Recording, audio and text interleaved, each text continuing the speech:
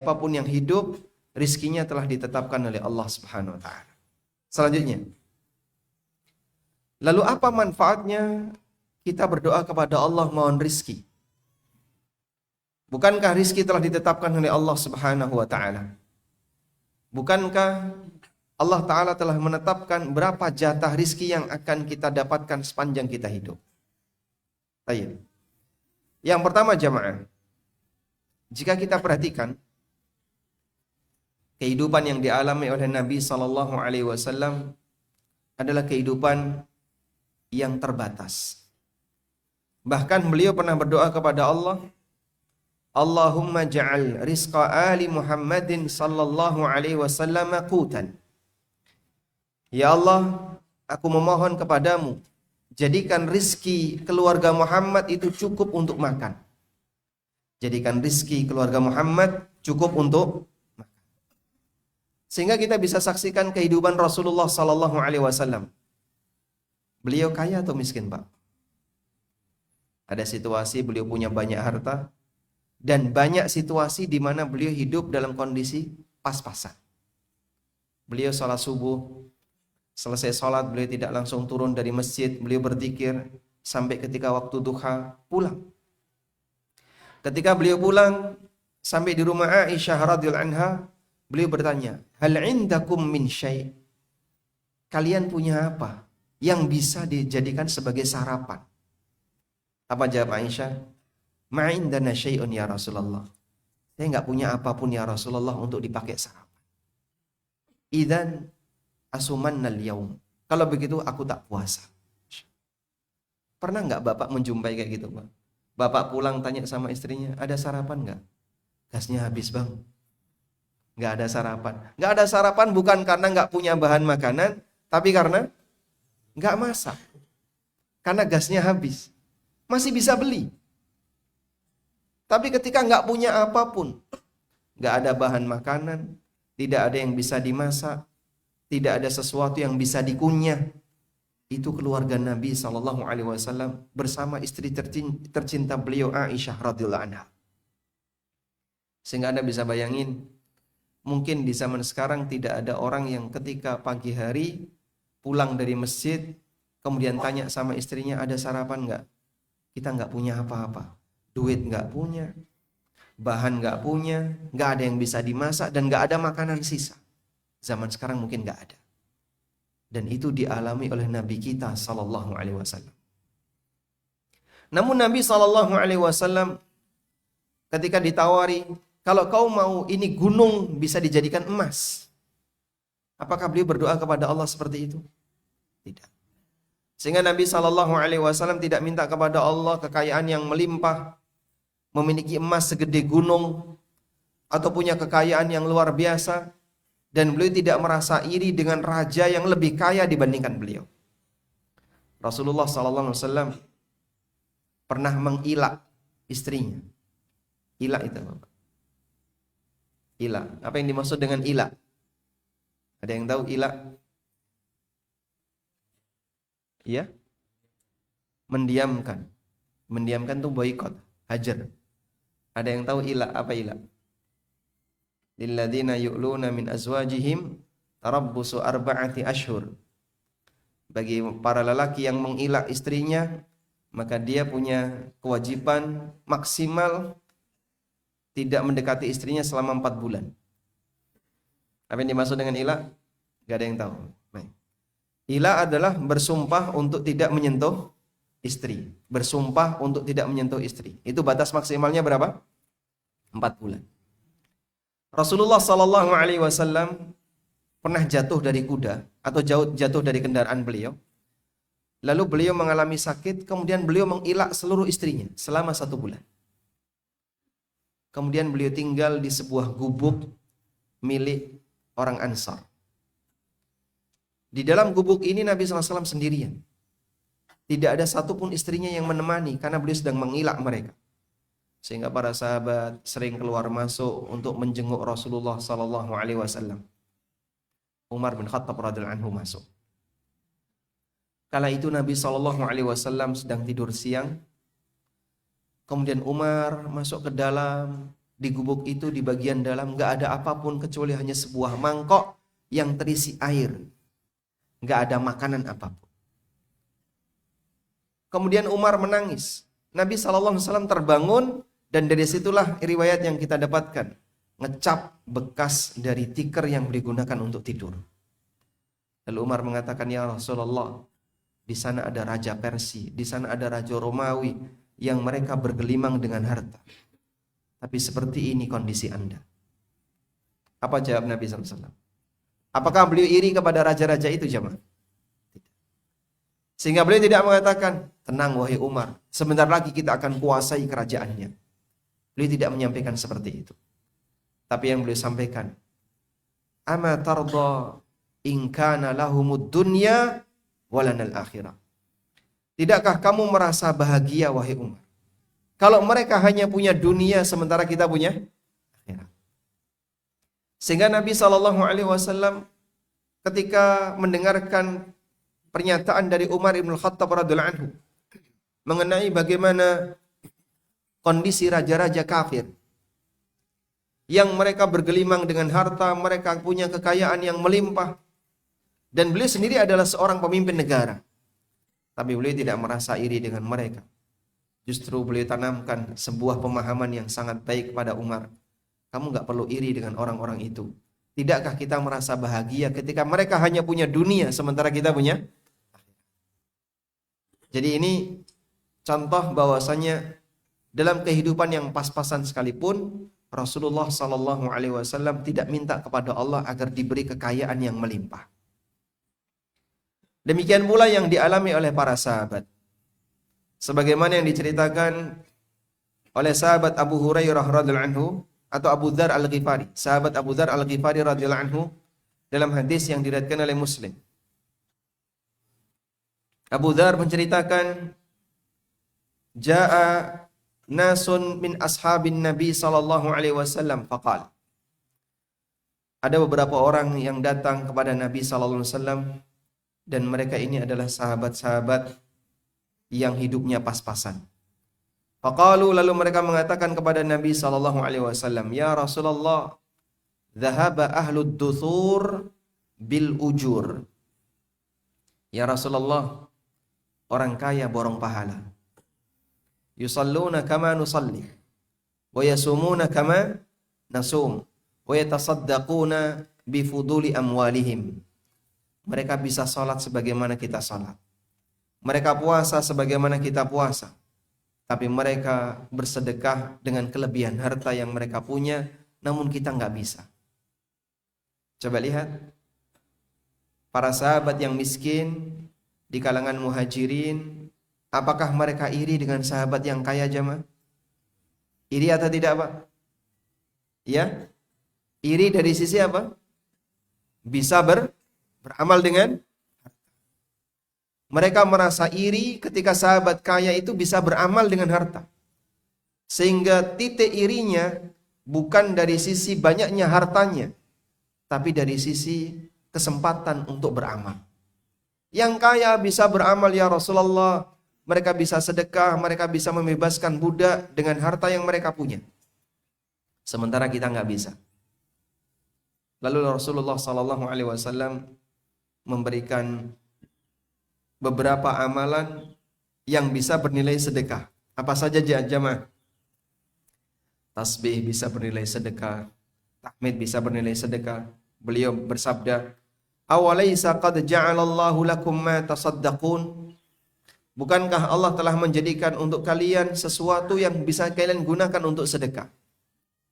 Kemudian Nabi SAW memberikan rincian, bikulli tasbihatin sadaqah, wa kulli takbiratin sadaqah, wa kulli tahmidatin sadaqah. Setiap tasbih, tahmid, takbir bisa bernilai sedekah, tahlil bisa bernilai sedekah, amar ma'ruf sedekah, nahi mungkar sedekah. Ada banyak peluang sedekah. Cara Nabi SAW ketika menenangkan sahabat-sahabat yang miskin itu, beliau tidak ajarkan kepada mereka, coba sini, kamu pengen tahu doa cara mencari rizki?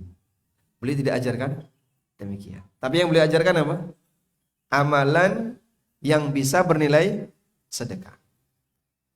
Sehingga kalaupun kalian merasa kalah dengan orang kaya dalam masalah amalan, kalian masih punya amalan yang lain yang sebanding dengan itu.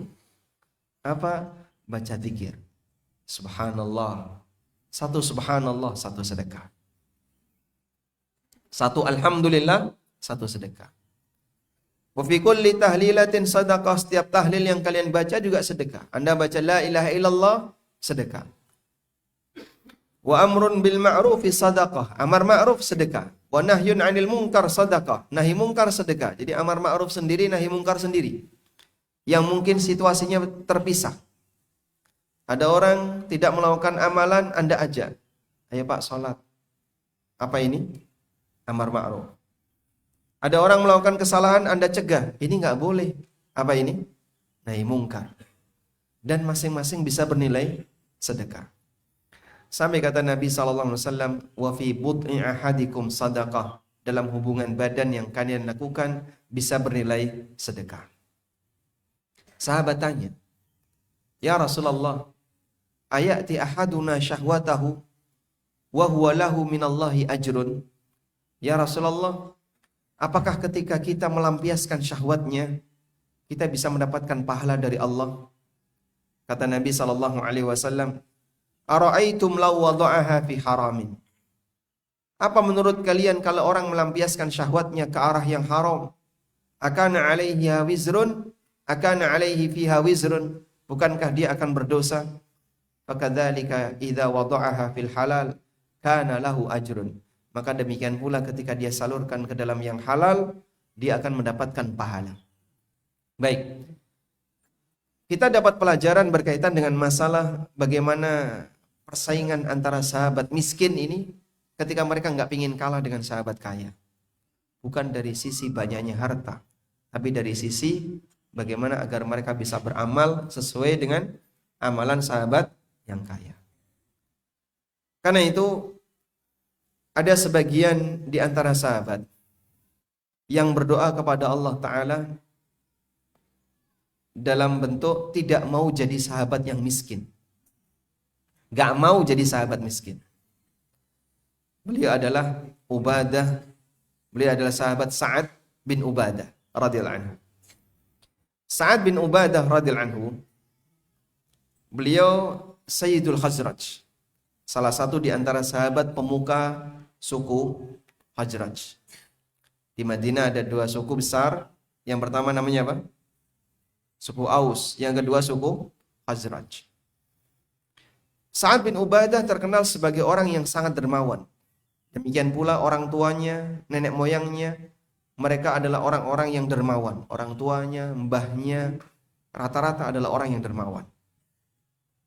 Dan beliau pernah berdoa kepada Allah Ta'ala, Allahumma habli majdan wala majda illa bifi'alin wala fi'ala illa bimalin.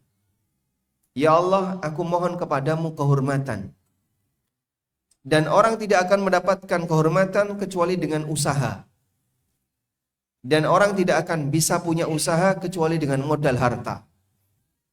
Lalu beliau mohon kepada Allah, Allahumma innahu la yasluhunil qalil wala asluhu alaih. Ya Allah, aku enggak layak untuk jadi orang miskin, dan aku enggak mau jadi orang miskin. Pernah doa kayak gitu, Pak? Berdoa menyatakan aku enggak layak jadi orang miskin, ya Allah. Pernah kayak gitu? Enggak pernah. Ini doanya sahabat Sa'ad bin Ubadah. Kenapa beliau berdoa seperti itu, Pak? Sehingga beliau minta kepada Allah diberi jaminan agar punya banyak harta. Karena beliau punya tekad. Beliau radhiyallahu anhu itu punya tekad.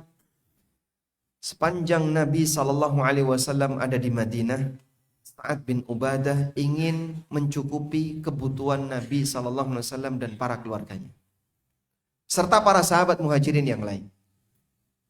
Sampai diceritakan, situasi Madinah ketika itu kan banyak didatangi oleh masyarakat dari luar untuk masuk Islam. Ada yang satu rombongan, ada beberapa orang datang, lalu mereka ditempatkan oleh Nabi SAW di masjid di bawah balkon. Balkon itu artinya apa? Sufa. Makanya mereka disebut ashabu suffah atau ahlu suffah. Orang yang istirahat di bawah balkon masjid. Mereka kalau malam makannya di mana? Nggak ada Pak seperti zaman kita di pinggir jalan ada warung. Di Madinah nggak ada seperti itu. Lalu dari mana mereka bisa mendapatkan makanan? Dibawa oleh penduduk asli Madinah. Ayo datang ke rumah. Sehingga masyarakat Madinah kalau malam pekerjaannya adalah bawa orang-orang yang mereka berada di Sufah. Ada yang bawa 1, ada yang bawa 2, ada yang bawa 3, ada yang bawa sekian orang. Berapa yang bisa dibawa oleh Sa'ad bin Ubadah? Beliau membawa 80. Rata-rata yang beliau bawa puluhan. Sampai dalam sebagian riwayat, beliau pernah membawa 80 orang. Ayo 80 orang ke rumah. Dikasih makan semuanya. Sudah? Setelah itu mereka bisa beristirahat. Demikian kebiasaan para sahabat ridwanullahi alaihim ajma'in. Karena itu di depan Masjid Nabawi, sebagaimana keterangan yang disampaikan oleh Ibnu Rajab dan yang lainnya, ada wadah makanan. Bapak tahu tampa? Tampa tahu? Ya, wadah makanan yang terbuat dari bambu, Pak. Mungkin di sana wallahu alam bahannya apa, kalau di tempat kita seperti bambu. Dia ditaruh dan digantung di depan Masjid Nabawi. Siapapun boleh naruh makanan di situ, siapapun boleh mengambil makanan dari situ. Dan ada sebagian di antara orang yang tidak mengharapkan kebaikan, dia naruh makanan kurma yang sudah ada binatangnya. Orang Jawa nyebut bubuk, tahu bubuk? Jadi dia binatang yang ketika makan kurma itu nanti menghasilkan bubuk, sehingga ini kurma sudah tidak lagi utuh, ditaruh di situ. Yang mungkin dia nggak doyan. Atas peristiwa ini Allah Subhanahu wa taala menurunkan firman-Nya, "Wala tayammamul khabitha minhu tunfiquna walastum biakhidhihi illa an tughmidu fi." Janganlah kalian secara sengaja memilih yang buruk-buruk yang kalian enggak doyan untuk diinfakkan. Tayyib. Sehingga dulu para sahabat cara mereka dalam berbagi dengan orang lain adalah dengan naruh makanan di dekat masjid, lalu siapapun boleh ngambil, siapapun boleh naruh di situ. Maka kalau ada yang tanya, Pak, model etalase di zaman sekarang, Pak, ditaruh di depan masjid, siapapun boleh naruh makanan, siapapun boleh ngambil makanan, itu hukumnya gimana? Sunnah. Insya Allah itu sesuai sunnah.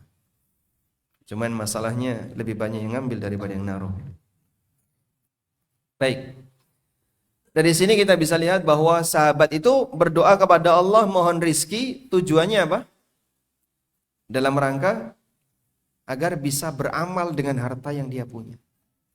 Komitmen itulah yang ada pada hati mereka. Sehingga saat mereka berdoa kepada Allah minta rizki, itu diiringi dengan komitmen. Kalau saya dikasih rizki, saya ingin agar nanti bisa memenuhi kebutuhan si A, memenuhi kebutuhan si B, memenuhi para santri yang membutuhkan dan seterusnya. Itulah komitmen mereka. Demikianlah yang dilakukan oleh para sahabat radhiyallahu taala anhum ajma'in. Baik. Selanjutnya jamaah, Nabi SAW, catatan berikutnya, Nabi SAW juga mengajarkan beberapa doa agar seseorang minta rezeki kepada Allah. Dan jika kita perhatikan, doa beliau mohon rezeki kepada Allah, tujuannya adalah agar orang itu tidak menjadi makin durhaka disebabkan karena ujian kefakiran. Tidak menjadi orang yang durhaka disebabkan karena ujian kefakiran. Ada enggak Pak orang yang kemudian dia keluar dari syariat karena ujian kefakiran? Banyak. Sehingga dia enggak kuat, saya enggak sanggup Pak kalau seperti ini terus. Akhirnya dia kerja dengan cara yang haram.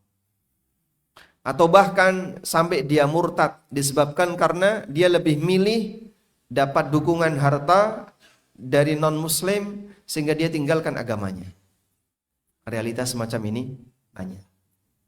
Karena itu salah satu di antara doa Nabi sallallahu alaihi wasallam, Allahumma inni a'udzubika minal kufri wal faqri.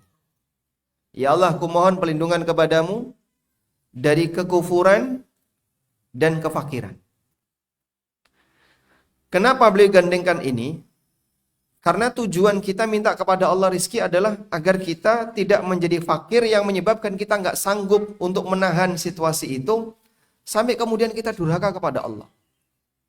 Di mana banyak orang yang maksiat karena dia nggak kuat ketika diberi oleh Allah Ta'ala ujian fakir. Minimal yang dia lakukan adalah mengambil sesuatu yang haram. Minimal yang dia lakukan, bahkan waliyadzubillah, sebagian orang sampai menjual dirinya dengan melakukan praktek zina agar dia bisa mendapatkan bayaran. Yang lebih parah lagi adalah sampai kemudian dia keluar dari agama, yabi'u dinahu bi'aradin minad dunya, dia jual agamanya dalam rangka untuk mendapatkan sebagian kenikmatan dunia. Sehingga maksud doa memohon kepada Allah perlindungan dari kefakiran adalah agar tidak mengalami situasi seperti ini. Jangan sampai kefakiran itu mengantarkan dirinya kepada kemaksiatan yang lebih besar. Baik. Hal yang sama juga yang diajarkan oleh Nabi SAW. Di mana maksud berdoa kepada Allah agar beliau tidak mengalami kondisi miskin. Kondisi kefakiran adalah agar tidak ditindas oleh orang lain. Dihina oleh orang lain, diremehkan oleh orang lain.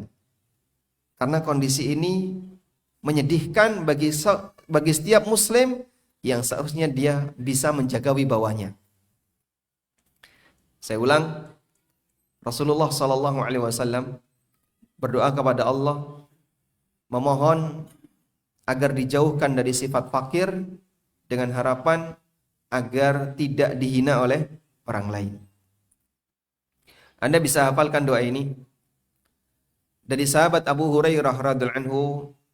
Beliau bercerita, anna Rasulullah sallallahu alaihi wasallam kana yaqul. Rasulullah sallallahu alaihi wasallam pernah berdoa kepada Allah, Allahumma inni a'udzubika minal faqri wa a'udzubika minal qillati wadh-dhillah wa a'udzubika an adlima wa udlam. Allahumma inni a'udzubika minal faqri wa a'udzubika minal qillati wadh-dhillah wa a'udzubika an adlima au udlam. Ada berapa yang diminta? Ada 5 yang diminta dalam 3 kata a'udzubillah. Allahumma inni a'udzubika, ya Allah aku berlindung kepadamu. Yang pertama dari kefakiran. Wa a'udzubika, boleh ulangi lagi, wa a'udzubika minal qillati wadh-dhillah. Dan aku berlindung kepadamu ya Allah dari kondisi miskin dan terhina. Wa a'udzubika an adlima au udlam. Dan aku berlindung kepadamu ya Allah dari mendolimi orang lain atau didolimi orang lain. Nabi SAW meminta 5 hal: fakir, miskin, terhina, mendolimi, didolimi. Dan beliau nyatakan dengan kata a'udzubillah, a'udzubika sebanyak 3 kali. Baik. Berarti maksud beliau dengan berdoa memohon kepada Allah Subhanahu wa taala pelindungan dari miskin, tujuannya apa? Agar tidak dihinakan oleh orang lain. Sehingga kalau misalnya ada orang yang dia hidupnya nyaman, walaupun pas-pasan, dan dia terhormat di masyarakat karena tidak punya masalah dengan masyarakat, walhamdulillah, berarti tujuan dia tidak terhina sudah tercapai. Maka orang ini dengan rezeki berapapun yang dia miliki tidak akan mempengaruhi kehormatan dirinya. Ada sebagian orang yang ketika dalam kondisi miskin kemudian dia menjadi orang yang terhina. Misalnya kemudian dia menjilat orang kaya atau dengan cara kerja yang menghinakan dirinya sehingga kehormatan dirinya jatuh. Dan itulah yang ditakutkan oleh Rasulullah SAW menimpa kepada umatnya. Kaum muslimin harus bisa menjaga wibawahnya, dan salah satunya adalah mohon kepada Allah Subhanahu wa taala perlindungan dari adzillah, dari adanya kehinaan.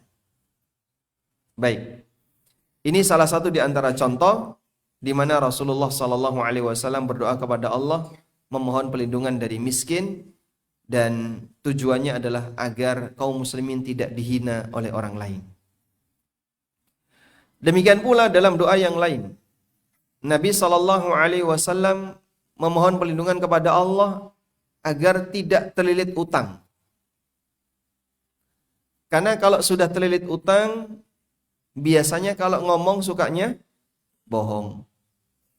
Rasulullah SAW di penghujung salat menjelang salam, beliau sering berdoa kepada Allah, Allahumma inni a'udzubika minal ma'tham wal maghram. Ya Allah, aku berlindung kepadamu dari al-ma'tham, dari perbuatan dosa, dan al-maghram, dari kondisi terlilit utang, jatuh pailit. Sampai sahabat bertanya, ya Rasulullah,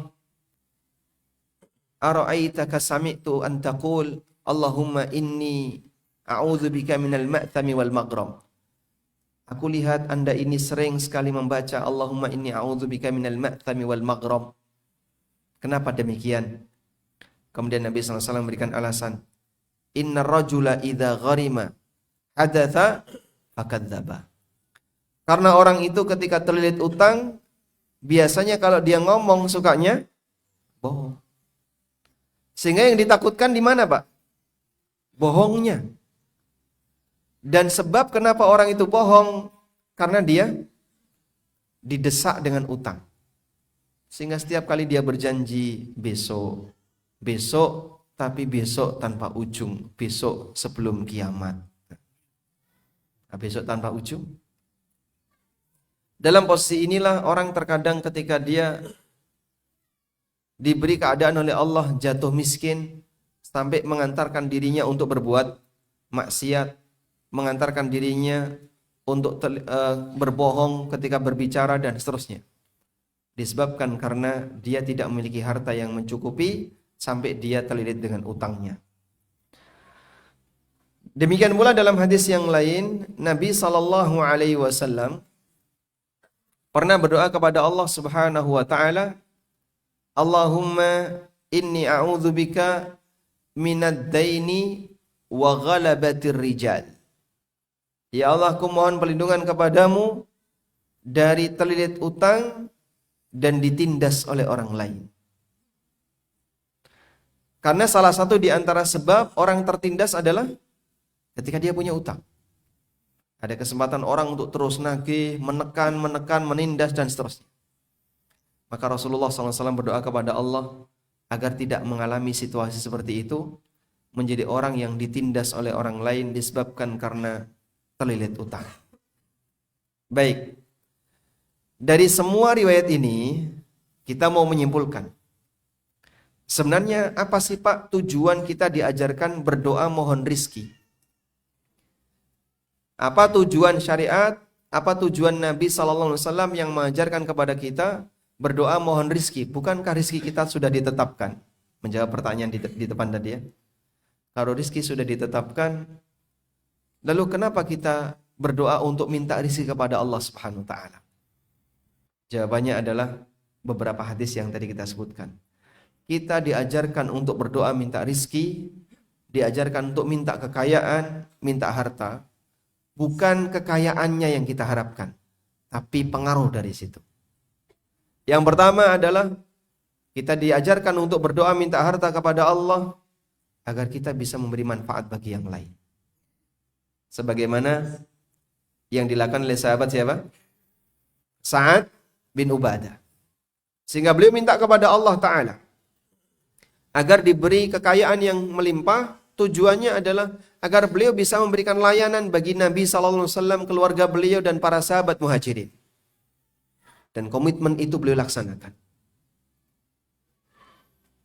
Sebelumnya ada satu doa yang pernah dibaca oleh seorang Nabi di mana beliau memohon kepada Allah Subhanahu wa taala kerajaan yang sangat luas yang tidak boleh dimiliki oleh siapapun setelah beliau. Nabi siapa ini? Sulaiman alaihissalam. Beliau pernah berdoa kepada Allah Subhanahu wa taala, Rabbighfirli wa habli mulkan la yanbaghi li ahadin min ba'di. Ya Allah, ampunilah aku dan anugerahkanlah kepadaku kerajaan yang tidak layak untuk dimiliki oleh siapapun setelahku. Allah kabulkan enggak? Allah kabulkan. Allah Ta'ala mengatakan di lanjutan ayat, Fasakharna lahur rih. Kemudian kami tundukkan kepada Sulaiman ar-rih, angin. Tajri bi amrihi rukha'an haitsu asab. Di mana angin ini bisa terbang sesuai dengan perintah Sulaiman. Rukha'an dengan terbang yang nyaman, haitsu asab ke arah yang beliau inginkan. Mau ke kanan, mau ke kiri sesuai dengan perintah Sulaiman. Wasyayatina kulla banna'in wa ghawwas wa akharina muqarranina fil asfad. Dan Allah tundukkan setan-setan. Yang dimaksud adalah jin. Ada yang ahli dalam membuat bangunan, wa ghawwas, dan ada yang ahli dalam menyelam. Wa akharina muqarranin, sementara setan yang enggak mau nurut, mereka terbelenggu. Sehingga Allah Subhanahu wa taala kabulkan doanya Sulaiman dengan Allah berikan pasukan yang meliputi manusia, jin, bahkan binatang. Dan beliau berdoa kepada Allah, la yanbaghi li ahadin min ba'di, tidak boleh untuk diberikan kepada siapapun setelah aku meninggal. Tapi subhanallah, apa yang Allah nyatakan tentang Sulaiman? Famnun hadza ata'una famnun au amsik bighairi hisab. Ini adalah pemberian dari kami. Silahkan kau berikan kepada orang lain atau kau nikmati bighairi hisab, semuanya tanpa hisab. Jaminan dari Allah Subhanahu wa taala untuk siapa? Sulaiman alaihissalatu wassalam. Baik. Karena beliau minta kerajaan bukan dalam rangka untuk kepentingan dirinya. Tapi untuk apa, Pak? Untuk dakwah. Sehingga beliau dijadikan oleh Allah Ta'ala seorang nabi dan raja, penguasa. Dalam rangka untuk menyebarkan dakwah tauhid ke seluruh penjuru dunia. Demikianlah yang terjadi pada Sulaiman alaihissalam. Maka yang pertama, silahkan Anda memperbanyak minta rezeki kepada Allah, minta harta silahkan. Tapi jujur dalam komitmen. Kenapa Bapak minta harta?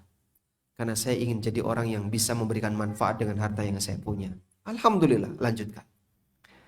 Atau yang kedua, dia minta kepada Allah harta, dia minta kepada Allah rizki yang banyak, dengan maksud agar dia tidak menjadi orang yang terhina. Sehingga misalnya dia memandang, saya kerjanya seperti ini mas. Misalnya jadi orang yang pekerjaannya kurang bagus menurut status sosial masyarakat. Nggak ada pilihan yang lain. Kadang dibentak orang, kadang dimarahi orang, kadang dikit-dikit isinya cuman Masya Allah. Jadi saya kadang nggak betah kerja di sini. Tapi gimana lagi? Bisa saya hanya ini. Misalnya dia jadi pembantu di tempat orang. Untuk pekerjaan yang lain dia nggak sanggup. Sering dimarahi sama orang. Sehingga dia merasa terhina. Maka dia minta kepada Allah, ya Allah berikanlah aku kekayaan. Agar aku tidak terhina. Agar aku tidak ditekan sama orang dan seterusnya. Maka orang yang berdoa kepada Allah minta rizki dan mohon kepada Allah Subhanahu wa taala minta kelancaran harta dengan tujuan semacam ini tujuan yang mulia. Lanjutkan. Atau ada juga orang yang berdoa kepada Allah Subhanahu wa taala minta harta dan minta rizki dengan tujuan agar dia bisa lebih longgar dalam beribadah. Ya, sebagaimana yang tadi kita diajarkan, di mana Ubadah bin Samit radhiyallahu anhu ingin memberikan jaminan kepada orang-orang yang datang ke kota Madinah. Dan bisa jadi kita maknai lebih luas ketika ada orang yang minta kepada Allah harta dengan harapan agar nanti bisa sedekah, bisa bayar zakat, bisa haji, bisa umroh, bisa nyambung silaturahmi dan seterusnya. Sehingga dia mohon kepada Allah harta agar dia punya kelonggaran dalam beribadah. Dan agar dia tidak ditekan sama orang lain. Sehingga saat dia bukan lagi karyawan, dia bisa bebas untuk ikuti kajian. Ketika dia bukan lagi statusnya sebagai karyawan, dia bisa sholat 5 waktu sesuai dengan waktunya, tepat waktu. Karena ada banyak orang yang ketika dia jadi karyawan, dia nggak bisa sholat tepat waktu. Itu contoh harapan ketika orang mohon rezeki kepada Allah Subhanahu wa ta'ala. Dan harapan-harapan yang lainnya. Berarti maksud kita belajar tentang doa mohon rezeki adalah bukan hartanya, tapi apa Pak? Manfaat di balik itu. Itulah yang diajarkan bagi seorang muslim. Sehingga kalau ada yang tanya, Pak, apa sih doa pemancing rezeki? Kalau kamu tahu terus mau digunakan untuk apa? Saya ingin minta kepada Allah rezeki yang melimpah, rezeki yang banyak. Kalau sudah dapat rezeki yang banyak, nah disitulah kemungkinan mungkin dia akan bingung. Kamu setelah mendapatkan rezeki yang banyak mau ngapain? Apakah hanya sebatas untuk ngumpulin duit? Atau biar bisa lebih sombong dibandingkan yang lain? Bukan untuk tujuan itu. Tapi lebih kepada masalah bagaimana ketika Allah kasih rezeki kepada kita agar kita tidak ditindas orang, kita tidak terhina dalam pandangan orang lain.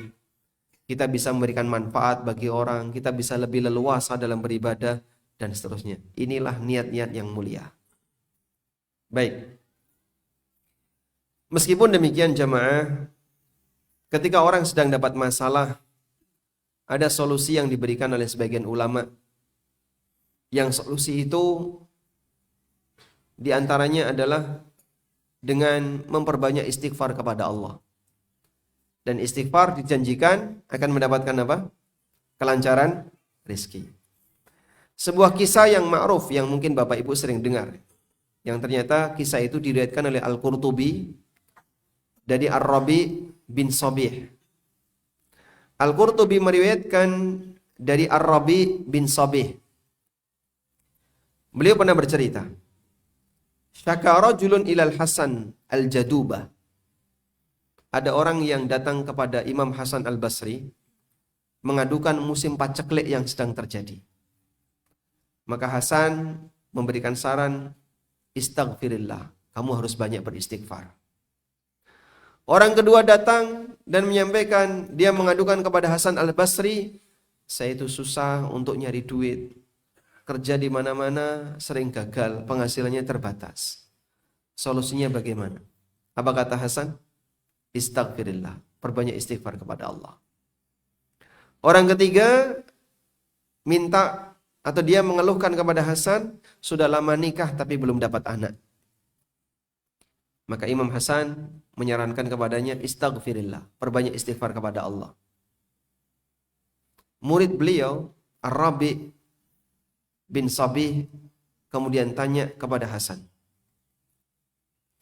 ataka rijalun yashkuna anwa'an wa amartahum kullahum bil istighfar.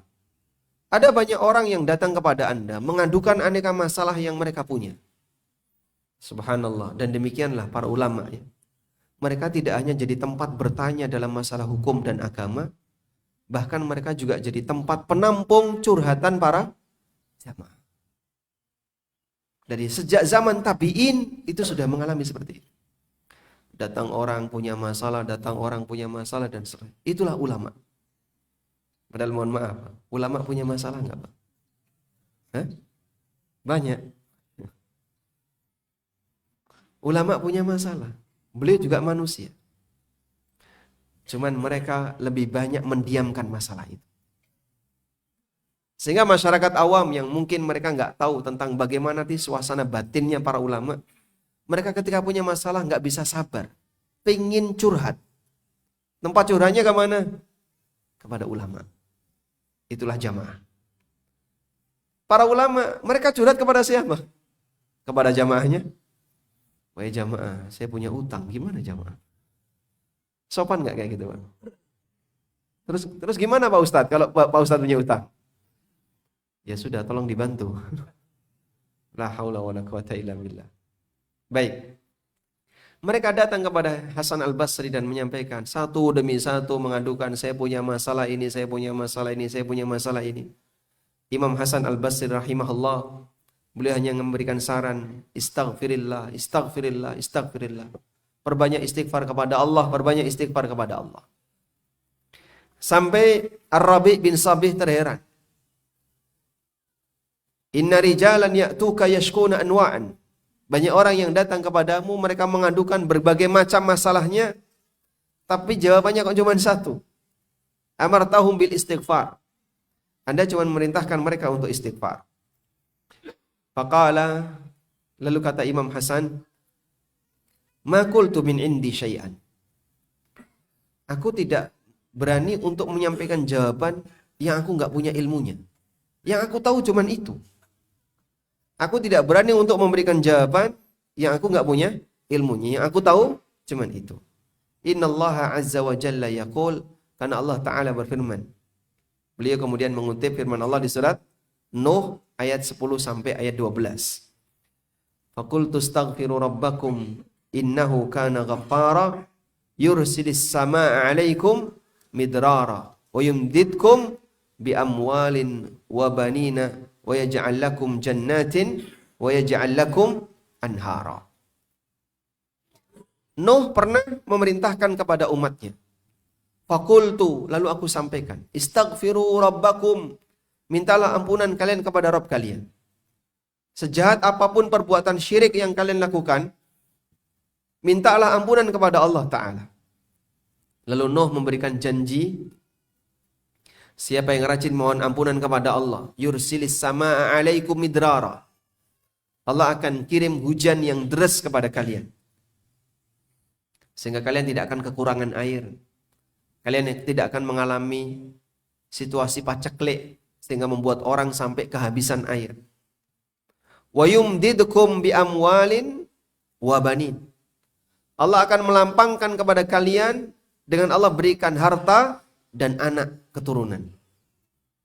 Orang kalau sudah punya dua ini Pak, Masya Allah, hidupnya sangat bahagia. Dia punya harta dan dia punya anak keturunan yang akan melanjutkan untuk mewarisi hartanya. Karena setiap orang itu butuh, kalau saya tua nanti siapa yang merawat? Maka saat dia punya anak, dia sudah punya bayangan nanti yang akan merawat adalah anaknya. Baik. Wa yumdidkum bi amwalin wa banin wa yaj'al lakum jannatin wa yaj'al lakum anhara. Dan Allah akan memberikan kepada kalian kebun-kebun yang penuh dengan buah dan Allah akan berikan sungai-sungai yang bisa mengalir. Itu janji Allah dalam Al-Quran. Baik, Anda percaya nggak dengan janji ini, Pak? Percaya dengan janji ini? Oh, nggak jawab. Wajib percaya. Janji Allah dalam Al-Quran. Walaupun yang menyampaikan Nabi Nuh, Pak, ya itu kan berlaku sampai kiamat. Bahwa siapapun yang rajin istighfar, Allah Subhanahu wa Ta'ala akan berikan janji seperti ini bagi para hambanya. Baik, sehingga kalau ditanya apa sih doa memperlancar rizki, nggak sulit untuk dipelajari. Anda cukup rajin istighfar. Saya tidak ngasih Anda ijazah amal apapun, nggak. Ini ijazah dari saya ya. Tolong baca doa. Terus tak diktekan sebuah doa yang kalimatnya rumit dan sulit. Nggak ada kayak gitu. Anda baca, ya Latif, ya Latif, ya Latif 1000 kali sekali nafas. Bisa? Nah, nggak bisa. Butuh bantuan oksigen. Ya Latif sekali nafas 1000 kali. Mustahil. Kita nggak ngasih ijazah-ijazah seperti ini. Dalilnya ada dalam Al-Quran, hadis Nabi SAW, mudah untuk dihafal. Kalau Anda mau mencari rizki, doa apa sih yang bisa memancing rizki? Anda cukup buka Al-Quran dapat. Anda cukup buka Hisnul Muslim, buku Hisnul Muslim punya? Banyak yang punya ya. Kumpulan doa dan zikir dari Al-Quran dan Sunnah. Banyak yang punya. Dapat, mudah untuk mendapatkannya. Tidak ada doa yang rumit untuk mohon rizki kepada Allah. Cuman masalahnya kembali kepada tadi. Apa tujuan Anda? Baik. Sehingga Hasan Al-Basri rahimahullahu ta'ala memberikan panduan. Kalau Bapak ingin mendapatkan rizki yang lancar, perbanyaklah istighfar, banyak mohon kepada Allah Subhanahu wa ta'ala, ampunan dan seterusnya. Qala ar-rajulu lil Hasan al-Basri. Kemudian ada orang yang berkata kepada Hasan al-Basri, "Amma yastahyi ahaduna min rabbih? Naf'alu dhanba, thumma nastaghfirillah, thumma naf'aluhu marratan ukhra, thumma nastaghfiru wa hakadha." Lalu ada orang tanya kepada Hasan al-Basri, "Apa kita enggak malu, wahai Imam Hasan? Kita berbuat dosa, mohon ampun, dosa lagi, mohon ampun lagi, dosa lagi, mohon ampun lagi. Apa kita enggak malu? Kok terus kita seperti itu?" Faqala lahul Hasan. Kemudian Imam Hasan al-Basri mengatakan, "Wadda syaitanu law dhafara minkum hadha la tatrukul istighfar abadan." Justru setan itu berharap punya pikiran kayak kamu. Setan itu berharap dia bisa menguasai manusia sehingga dia punya pikiran seperti kamu. Merasa malu lalu tidak mau istighfar. Itulah orang yang putus asa dari rahmat Allah. Wala tayasu min rahmatillah. Janganlah kalian putus asa dari rahmat Allah. Ada nggak Pak orang kayak gini Pak? Banyak. Sehingga ada sebagian orang yang diajak. Misalnya mohon maaf ya ibu-ibu yang nggak pakai jilbab. Ayo ngaji. Saya itu orang kotor kayak gini kok diajak ngaji. Saya sudah kotor. Dia merasa apa? Saya sudah kotor. Udahlah saya nggak usah ngaji. Dia merasa dirinya sudah kotor dengan dosa. Pakai jilbab lah. Akhlak saya masih jelek kok. Masa pakai jilbab? Ada orang diajak untuk datang ke tempat-tempat untuk beribadah kepada Allah. Ayo sholat berjamaah. Saya merasa diri saya masih kotor. Saya nggak pantas untuk menghadap Allah dengan penuh kotoran. Apa itu? Syubhat setan untuk menghalangi dia mendekat kepada Allah. Kalau kau sadar dirimu kotor, bersihkan dengan mendekat kepada Zat yang Maha Pengampun. Maka orang yang berpikiran seperti tadi, kita rajin berbuat dosa, berbuat maksiat, kita ini kotor di hadapan Allah. Nggak sopan kalau kemudian menghadap kepada Allah Ta'ala. Justru itulah syubhat yang dibisikkan oleh setan agar menghalangi orang ini untuk berbuat ketaatan. Maka kata Hasan, "Wadda syaitanu law dhafara minkum bihadha." Inilah yang diharapkan oleh setan ketika dia berhasil mengalahkan kalian, dia ingin menggoda kalian dengan cara seperti ini. Ditanamkan pikiran, dia merasa kotor, sehingga tidak mau untuk rajin istighfar kepada Allah. Tidak mau untuk banyak mohon ampun kepada Allah. La tatrukul istighfar abada. Jangan pernah meninggalkan istighfar selamanya. Sehingga jamaah, sekali lagi dalam rangka untuk belajar tentang zikir, bagaimana mendapatkan rizki, nggak sulit bagi kita. Salah satunya apa? Rajin baca istighfar. Doa yang lain apa Pak? Doa yang mungkin sudah sering kita dengar. Dari sahabat, dari Ummul Mukminin Ummu Salamah radhiyallahu anha, diriwayatkan oleh Ibnu Majah dan statusnya sahih. Ummu Salamah mengatakan, "Kana yaqulu idza shalla subha hina yusallimu." Nabi SAW begitu salam pada waktu salat subuh, beliau langsung berdoa, "Allahumma inni as'aluka ilman nafi'a wa rizqan thayyiba wa amalan taqabbala." Ya Allah, aku mohon kepadamu ilmu yang bermanfaat, rezeki yang halal, dan amal yang diterima. Hafal doa ini Pak? Hafal. Kemudian juga dalam doa salat, duduk di antara dua sujud, kita baca apa? Rabbighfirli warhamni wajburni warfa'ni wa'afini warzuqni. Kita minta kepada Allah, warzuqni, berikanlah aku rizki. Dan doa ini yang dibaca di antara dua sujud, ini urutannya tidak harus persis. Sehingga boleh, karena ada banyak riwayat, ada banyak redaksi. Sehingga Anda misalnya nggak urut seperti tadi, boleh nggak Pak? Boleh. Tapi ada unsur-unsur minta tadi. Rabbighfirli warhamni wajburni warfa'ni wa'afini warzuqni. Minta kepada Allah rizki salah satunya. Baik. Ada sebagian di antara ulama yang mengatakan bahwa minta rizki ketika salat hukumnya dilarang. Minta dunia ketika salat hukumnya dilarang. Dan ini pendapat penulis kitab Ar-Raudul Murbi'. Namun wallahu alam, pendapat yang lebih kuat diperbolehkan untuk minta dunia ketika salat. Dan salah satu di antara dalilnya adalah Nabi SAW minta kepada Allah rizki ketika duduk di antara dua sujud. Demikian pula Nabi SAW minta perlindungan minal ma'thami wal maghram, dari perbuatan dosa dan terlilit utang yang beliau baca menjelang salam. Sehingga ini semuanya dalil boleh minta dunia kepada Allah Ta'ala ketika salat. Wallahu alam. Walhamdulillahirabbil alamin. Insyaallah bisa dipahami ya. Baik, mungkin demikian sebagai pengantar yang bisa kita sampaikan. Sehingga di kesempatan ini yang Anda dapatkan bukan ijazah doa dan zikir pemancing rizki, karena doa dan zikir pemancing rizki sudah banyak disebutkan dalam Al-Quran dan enggak sulit untuk dipelajari, tapi lebih kepada bagaimana mengatur suasana batin ketika minta rizki kepada Allah Subhanahu wa ta'ala. Ada beberapa pertanyaan. Mungkin kalau yang tidak sempat terjawab bisa kita lanjut nanti di kajian duha.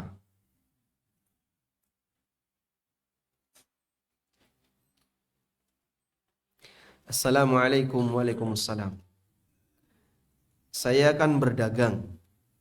Nah, kalau transaksi biasanya pakai bank konvensional. Dulu pernah pakai bank syariah, tapi pendataannya kurang rapi. Bagaimana solusinya?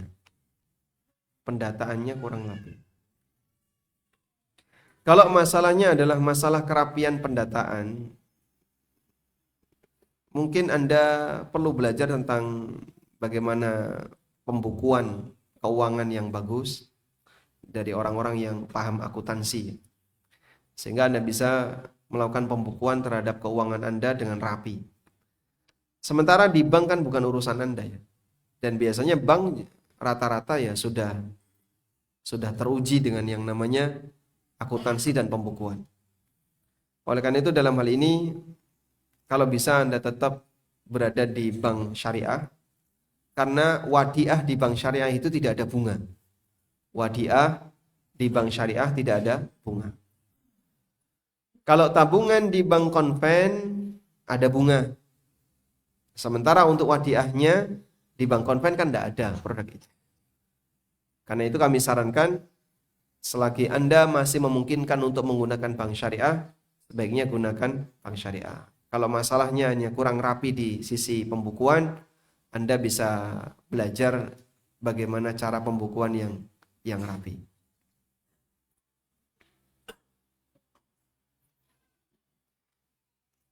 Apakah sistem penjualan dengan dropship mutlak diharamkan? Karena saya pernah dengar ada sistem dropship yang diperbolehkan. Nah, coba kita lihat praktek dropship dulu ya. Ada berapa pihak Pak kalau orang melakukan praktek dropshipping? Ya? Ada 3 ya. Pertama dropshipper, kedua supplier, ketiga konsumen. Konsumen, supplier, dropshipper. Udah?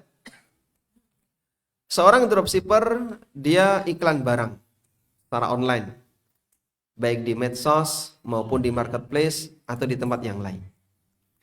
Lalu ada konsumen yang tertarik untuk beli.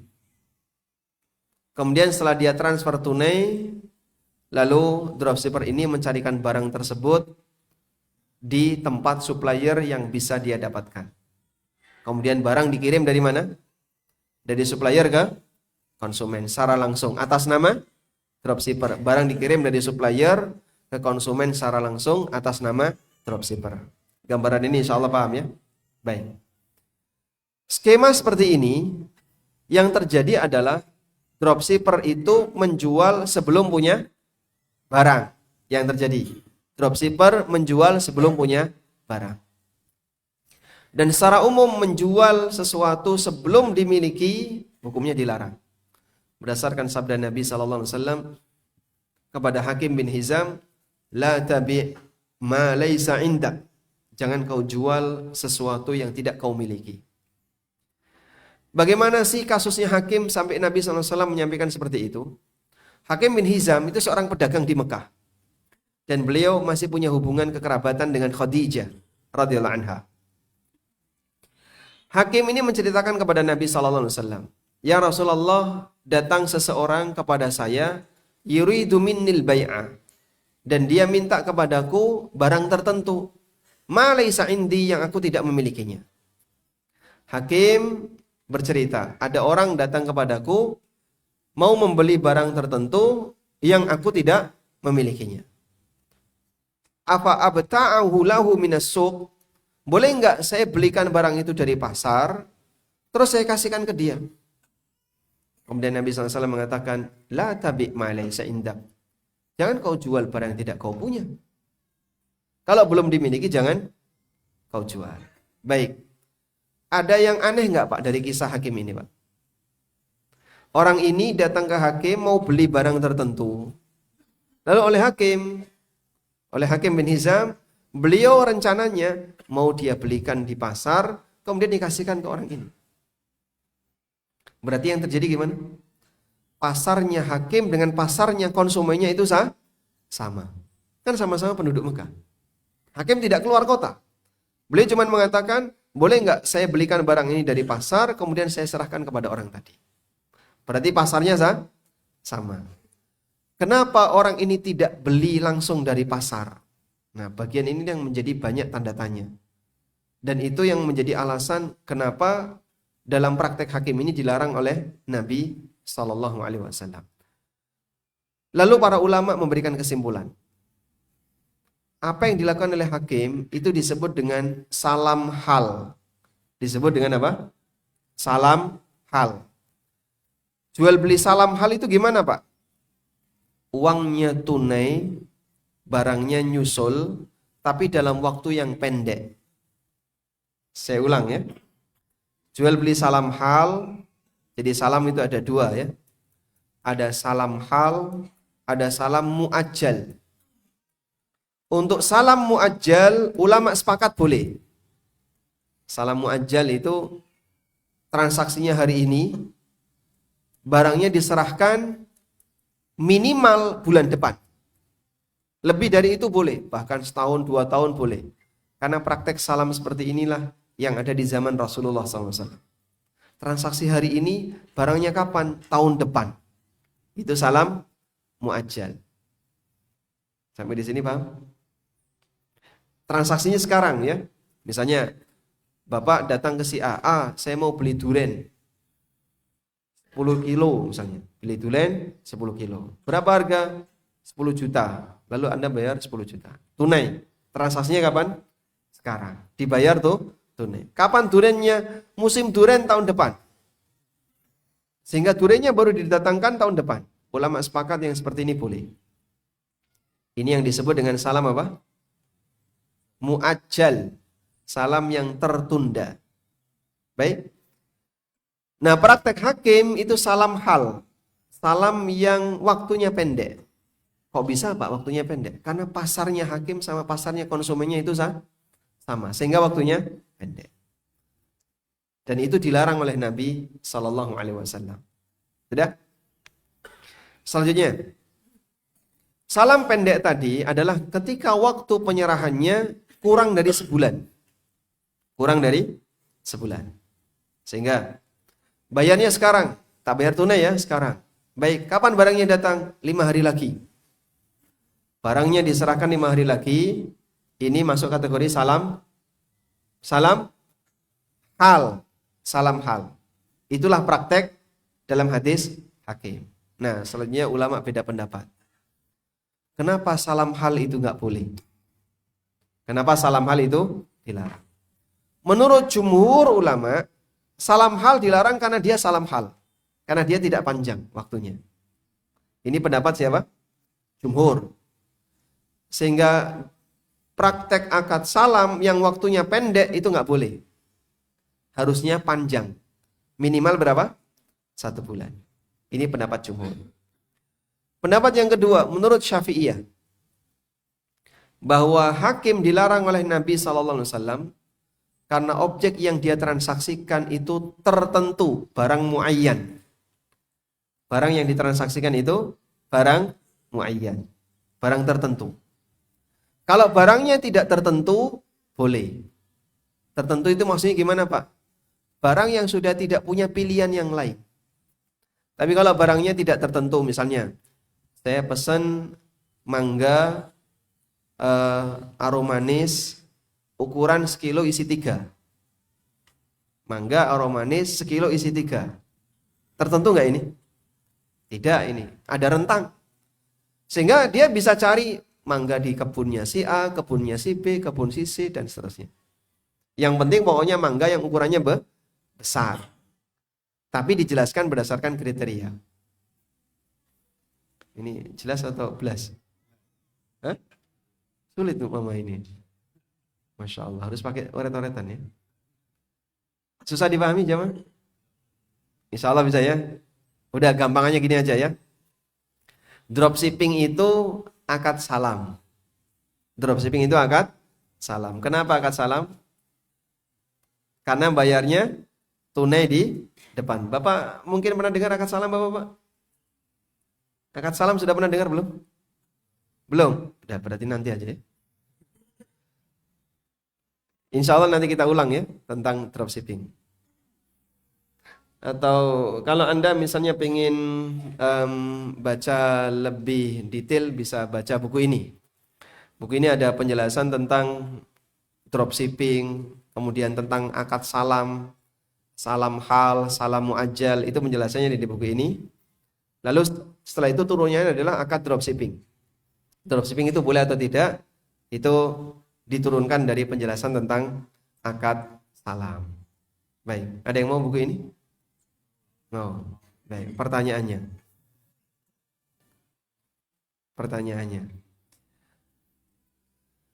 Sebutkan penjelasan tentang salam muajjal. Nah, silakan. Salam muajjal adalah